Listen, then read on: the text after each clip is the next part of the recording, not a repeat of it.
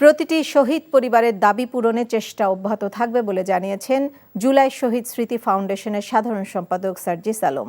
চট্টগ্রামের primary training institute মিলনায়তনে জুলাই শহীদ স্মৃতি ফাউন্ডেশন আয়োজিত শহীদ ১০৭ পরিবারের সদস্যদের মাঝে চেক বিতরণ অনুষ্ঠানে তিনি কথা বলেন।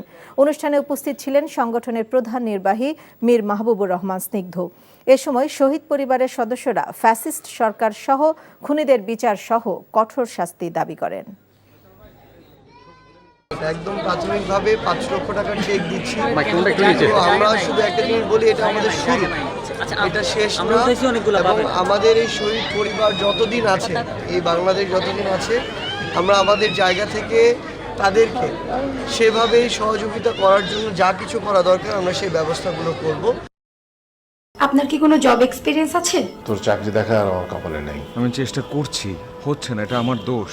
টাকা হলে মানুষের অবস্থান পরিবর্তন হয়, কিন্তু রুচির না। এমন ছেলের কাছে বিয়ে হলে যে কোনো মেয়ের আর্থিক নিশ্চয়তা থাকবে। টাকা পয়সা কি সব?